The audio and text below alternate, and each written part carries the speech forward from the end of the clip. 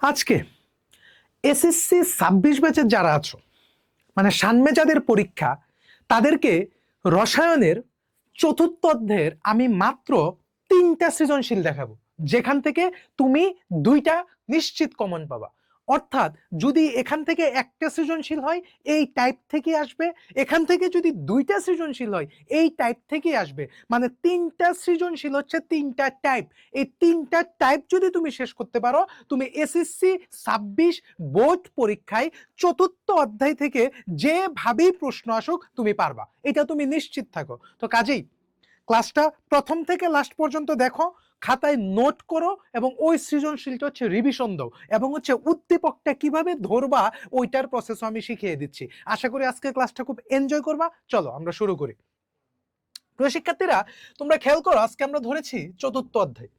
দেখো এখানে একটা উদ্দীপক দেওয়া আছে, এই টাইপের উদ্দীপকগুলি দেখলে তোমরা ভয় পাও। আচ্ছা আমরা একটা একটা সাইট আগে শেষ করি। আচ্ছা এইখানে কি দেওয়া? এইখানে হচ্ছে নিয়ন। তাহলে নিয়নের উপরেরটা কি? হিলিয়াম। আচ্ছা তার মানে এক্স হচ্ছে হিলিয়াম। আমি বলেছিলাম এরকম পার্থক্য হচ্ছে 2, 8, 8, 18, 18, 32। এইটা হচ্ছে একটা পার্থক্য। ঠিক আছে, এটা হচ্ছে গ্রুপ ভিত্তিক পার্থক্য। এটা কি? গ্রুপ ভিত্তিক পার্থক্য।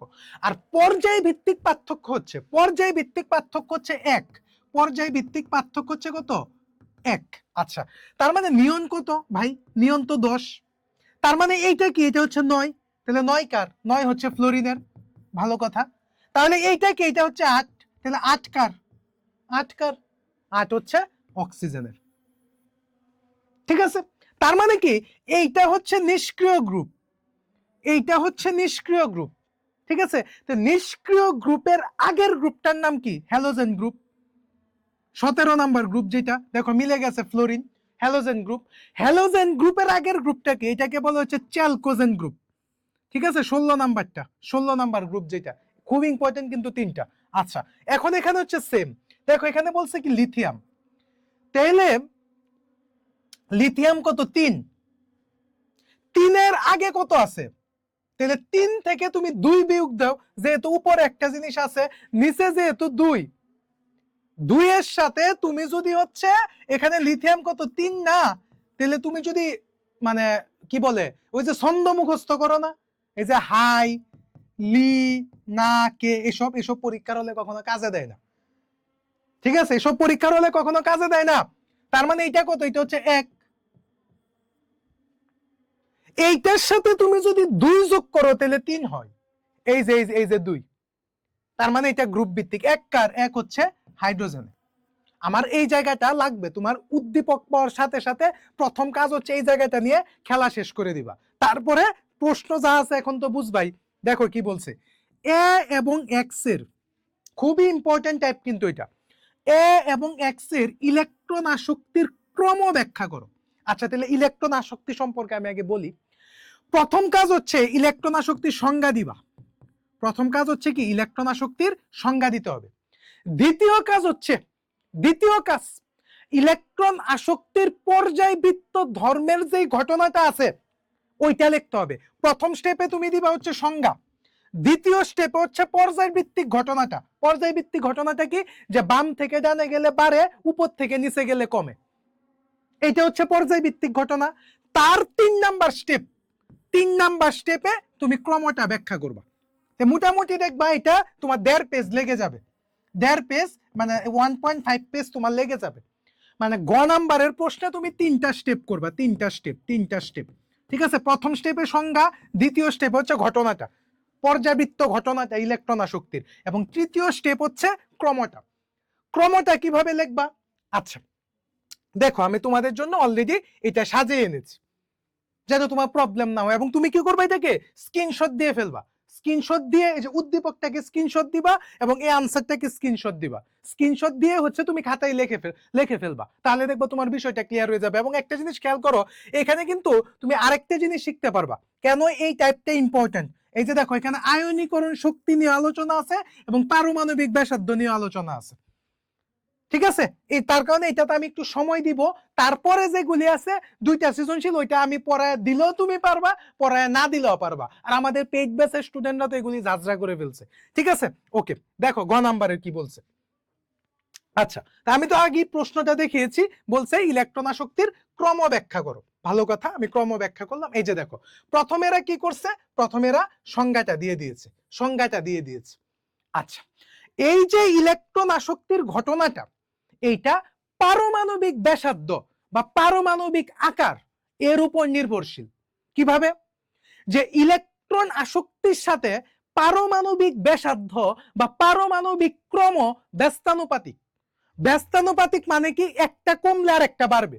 তার মানে তুমি দেখো, এই যে পারমাণবিক ব্যাসার্ধ কমলে ইলেকট্রন আসক্তির মান বাড়ে, আর পারমাণবিক ব্যাসার্ধ বাড়লে ইলেকট্রন আসক্তির মান কমে। এই কথাটা টিচার তোমার খাতায় খুঁজবে যে আছে কিনা, তাহলে সে বুঝে যাবে বাকিটা তুমি সাজাইতে পারছো। এইটা কিন্তু থার্ড স্টেপটা একটু বড় হবে, ঠিক আছে? আচ্ছা, তাহলে আমি কি বলছি, ইলেকট্রন আসক্তির সাথে পারমাণবিক ব্যাসার্ধ কি ব্যস্তানুপাতিক। তুমি বারে কমে দিয়ে মনে রাখার দরকার নেই, তুমি মনে রাখবা পারমাণবিক ব্যাসার্ধ এবং ইলেকট্রন আসক্তি পরস্পর ব্যস্তানুপাতিক, দুইটা পয়েন্টে লিখে দিবা ঘটনাটা। তারপরে কি হয়েছে দেখো, তুমি পড়ছো বাম থেকে ডানে গেলে আয়ত বাড়ে, তার মানে আয়ত ছাড়া যা আছে সব কমে। তার মানে পারমাণবিক ব্যাসার্ধ তো আর আয়তর মধ্যে পড়ে না, তার মানে বাম থেকে ডানে গেলে পারমাণবিক ব্যাসার্ধ কমে। এই কথাটা এখানে লিখছে, কারণ বাম থেকে ডানে গেলে কি হয়, শক্তি স্তরটা বৃদ্ধি পায় না, তবে যোজ্যতা স্তর নিউক্লিয়াসের কাছাকাছি আসতে থাকে। শক্তি স্তর বাড়তেছে না, তবে কি যোজ্যতা স্তর মানে কি, সর্বশেষ যে স্তরটা আছে এটা কি নিউক্লিয়াসের কাছাকাছি আসতে থাকে। ফলে কি, যে নিউক্লিয়াসের কাছাকাছি আসতেছে না, ফলে এর আকারটা কি হচ্ছে, নিউক্লিয়াসটা তো এই যে ধরো নিউক্লিয়াসের কাছাকাছি আসতেছে। প্রথমে এই যে দেখো কত দূরে ছিল, যখন কাছাকাছি আসতেছে এক সময় কি হয়েছে, পারমাণবিক আকারটা কমে গেছে। এই যে দেখো সর্বশেষ কমে গেছে। এই কথাটাই হচ্ছে এখানে তারা বলছে। এই যে এতটুকু কথা লিখছো, এই কথাটাকে সুন্দরভাবে আমি যেভাবে লিখে দিয়েছি স্ক্রিনশট দিয়ে ফেলো, ঠিক আছে? আচ্ছা, এখন হচ্ছে তুমি বাকিটা তুমি নিজেই পেরে যাবা, বাকি আর আমার কিছু দেখাইতে হবে না। একই পর্যায়ের এ মৌলটি সর্বাপেক্ষা বামে, এক্স মৌলটি সর্বাপেক্ষা ডানে, তাই এ মৌলের পারমাণবিক ব্যাসার্ধ এক্স মৌল থেকে বেশি। উদ্দীপকের প্রথম পর্যায়ের বাম থেকে ডানে গেলে পারমাণবিক আকার ক্রমান্বয়ে কমে যায়, তাই ইলেকট্রন আসক্তির মান বেড়ে যায়। ওই যে বলছি না, ইলেকট্রন আসক্তির সাথে পারমাণবিক ব্যাসার্ধ কি ব্যস্তানুপাতিক। পরে শুধু এটা দেখাই দিছো, জাস্ট এই কথাটা লিখলে 3-3, অন্যরা গল্প লিখবে, তুমি টু দা পয়েন্টে লিখছো, এনাফ। আচ্ছা, এখন আমরা দেখব ঘ নাম্বার প্রশ্নটা। বলছে প্রিয় শিক্ষার্থীরা দেখো, এই প্রশ্নটা একটু তোমাদের টাইম লাগবে, তারপরে আর কোনো প্রবলেম হবে না। বলছে ওয়াই এবং জেড এর আয়নীকরণ শক্তি পারমাণবিক ব্যাসার্ধ পরস্পর বিপরীত ক্রমে পরিবর্তিত। অবশ্যই, অবভিয়াসলি বিপরীত ক্রমে পরিবর্তিত হয়। কেন? যে আমি বলছি বাম থেকে ডানে গেলে আয়ত বাড়ে, এই আয়তর মধ্যে কিন্তু আয়নীকরণ শক্তিটাও আছে। হ্যাঁ, কিন্তু এই আয়তর মধ্যে তো পারমাণবিক ব্যাসার্ধ বা পারমাণবিক আকার নাই, তাই কিনা? বাম থেকে ডানে গেলে আয়ত বাড়ে মানে আয়নীকরণ শক্তি বাড়ে।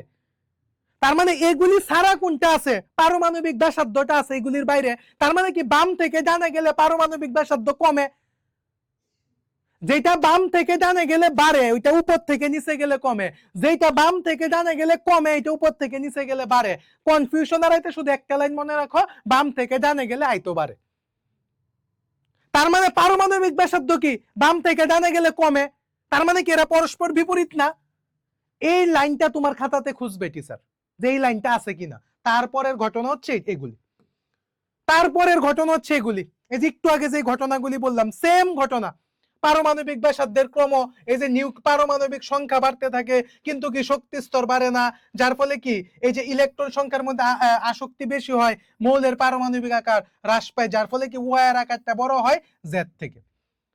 তারপরে তুমি সংজ্ঞা দিবা, তোমার এখানে 4টা স্টেপ করতে হবে, কিন্তু এইটা একটা স্টেপ গেল।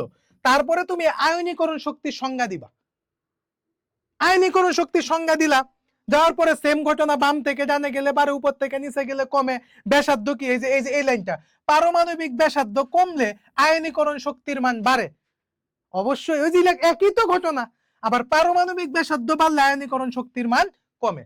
এই যে ইলেকট্রন আসক্তির সাথে কি, এরা তো সব বিপরীত ক্রমে পরিবর্তিত হয়, কারণ বাম থেকে ডানে গেলে তো আয়ত বাড়ে, তাহলে আয়তর বাইরে যারা আছে সবাই কমে, তার মানে কি এরা একটা বাড়লে আরেকটা কমে, তার মানে এরা বিপরীত যুক্ত। এই কথাটা হচ্ছে এখানে লেখছে। আয়নীকরণ শক্তির ক্রম এটা।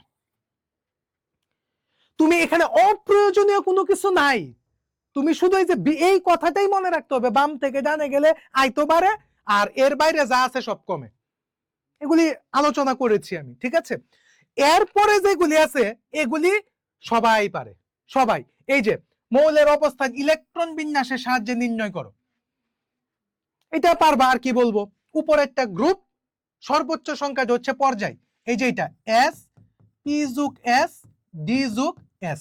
যদি এখানে 10 আছে 10 যোগ করে নিতে হবে পিতে গেলে, শেষ। এটা হচ্ছে গ্রুপ। আর পর্যায় কি, পর্যায় হচ্ছে এটা হচ্ছে গ্রুপ, আর পর্যায় কি সর্বোচ্চ সংখ্যা, সর্বোচ্চ সংখ্যা, এটা হচ্ছে কি পর্যায় পি। আচ্ছা, বি এবং সি মৌল দুটির ইলেকট্রন বিন্যাস সাধারণ নিয়মের ব্যতিক্রম। ব্যতিক্রম বললেই, সাধারণ নিয়মের ব্যতিক্রম এই কথাটা বললেই তোমার মাথায় কপার এবং ক্রোমিয়াম এই দুইটাকে নিয়ে আসবা, দেখবা উদ্দীপকে কোনটা দেওয়া। যেহেতু বি সি দুইটা মৌল বলছে, তার মানে এই দুইটাই দেওয়া। তার মানে কি কপার, এই যে দেখো কপার আর ক্রোমিয়াম 24 আর 29। হ্যাঁ, এদের হচ্ছে স্থায়ী ইলেকট্রন বিন্যাস D5S1 আর একটা হচ্ছে কি D10S1। এই যে দুইটা কথা, এই দুইটা কথা টিচার তোমার খাতাতে খুঁজবে আছে কিনা, তাহলে সে বাকিটা বুঝে যাবে যে বাকিটা ঠিক লিখছে, ঠিক আছে। আরেকটা সৃজনশীল আছে, হ্যাঁ, এইটা হচ্ছে এইটা, এইটা আমি করাবো না, এটা তোমাদের বাড়ির কাজ থাকবে। এটা সবাই করে কমেন্ট বক্সে জমা দিয়ে দিবা, আমি চেক করব।